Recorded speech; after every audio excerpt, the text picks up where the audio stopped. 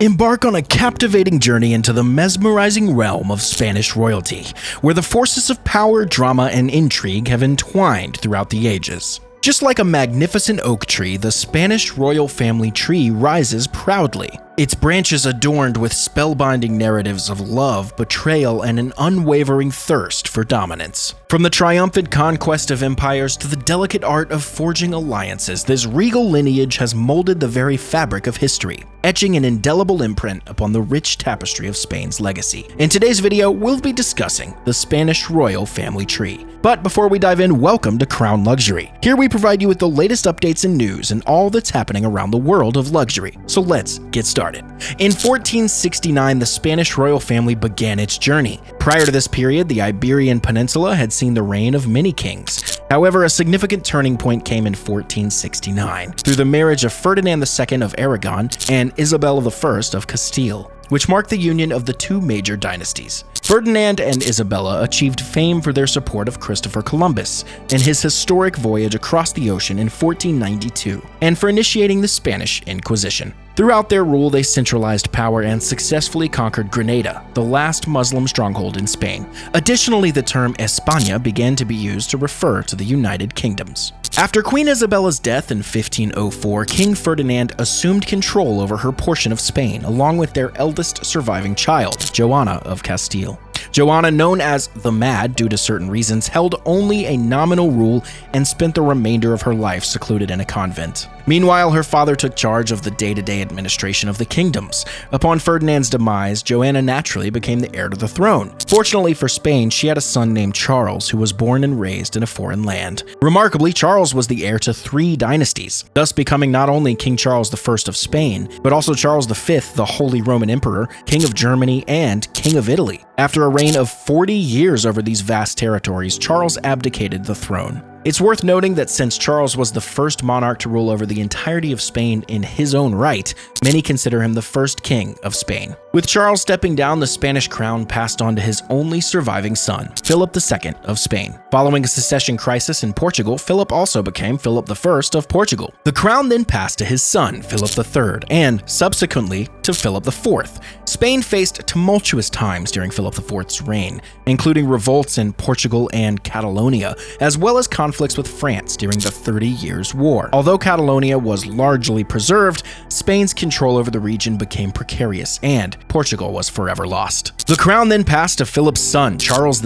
II, who was famously known among historians as a short, lame, epileptic, senile individual who always seemed to be on the verge of death. His extensive disabilities were a result of inbreeding within his family. It's worth noting that his great-great-grandfather married his own cousin. His great-grandfather married his niece, who was also a product of cousin marriages. His grandfather married his first cousin once removed, and his father married his niece. Due to these circumstances, Charles suffered from possible impotence. When Charles died childless in 1700, his will designated his grandnephew, Philip V, as his successor. If Philip refused the crown, it would then be offered to Philip's younger brother, and subsequently to Archduke Charles of Austria. However, Archduke Charles eagerly desired the Spanish throne for himself and claimed it, asserting that Philip's grandmother had renounced any claims to the Spanish throne for herself and her descendants when she married the King of France. Eventually, a resolution was reached, and Philip V was recognized as the king, just as Charles had intended all along. Philip ruled for a period of time, then abdicated in favor of his son, Louis, only to return to the throne 7 months later upon Louis's death. Philip also had another son named Ferdinand, but he was only 10 years old when Philip passed away. Therefore, Philip remained on the throne until his death, after which Ferdinand took over.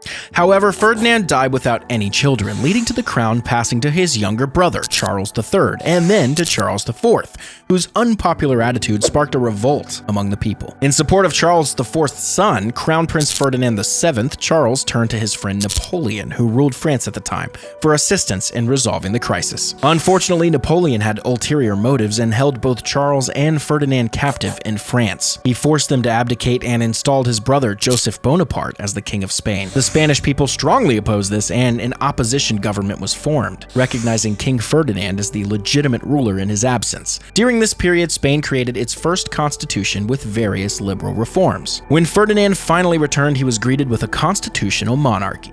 However, after some contemplation, he decided to reject the constitution and imposed authoritarian rule, leading to the imprisonment and persecution of liberals for the next 2 decades. Ferdinand only had 2 daughters, which would have been acceptable under previous dynasties like the House of Trastamara and the House of Austria. However, the French House of Bourbon, which now controlled the Spanish crown, followed a no girls allowed policy. On his deathbed, Ferdinand's wife Maria Cristina convinced him to abolish this prohibition. Consequently, their 3-year-old daughter Isabella II became the queen. However, Ferdinand's brother Carlos challenged this decision, asserting his own claim to the throne. Another succession crisis ensued, and Maria Cristina, serving as regent for her infant daughter, issued a decree of amnesty for the liberals in hopes of gaining their support. Her strategy worked, and she managed to maintain the throne for her daughter. Nevertheless, the conflict resulted in the Carlist Wars, with conservatives and liberals fighting for control of Spain's future. Ironically, the liberals eventually overthrew Isabella II and selected an Italian prince named Amadeo, who held more liberal ideals. However, anti-monarchy sentiments grew across Spain, leading Amadeo to abdicate and declare the establishment of a republic. The republic, however, was short-lived, lasting less than 2 years due to disagreements about its nature. Subsequently, the monarchy was restored, and Isabel's son, Alfonso the Seventh, became the king. He ruled over a significantly different Spain as an absolute monarch and was granted the title of Constitutional King of Spain. This constitutional kingship was then inherited by his son, Alfonso, who became king even before his birth, as his father had died prior to his arrival.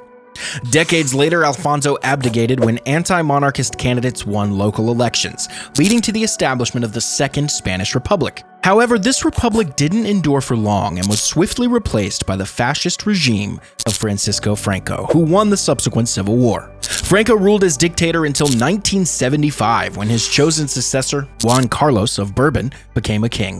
Juan Carlos was the grandson of Alfonso, and Franco had intentionally skipped Alfonso's son, Don Juan, as he deemed him too liberal, hoping that Juan Carlos would continue his authoritarian rule. Contrary to Franco's expectations, Juan Carlos played a crucial role in restoring democracy, leading to the establishment of a constitutional monarchy. His reign extended until his abdication in 2014, ensuring that his son, Felipe the Sixth, wouldn't have to wait for an extended period to assume the throne. From Felipe the Sixth, the crown has been passed down through successive generations, including Leonor, Princess of Asturias, and her sister Sofia. However, if the king were to have a son, both Leonor and Sofia could be displaced. So this concludes the summary of the Spanish royal family's history. I hope you enjoyed watching this video, and if you think it was useful to you, please let us know in the comments below. If you want to stay connected with us, please don't forget to like, subscribe, and hit the bell to be notified of our future videos. Until then, we'll see you in the next video.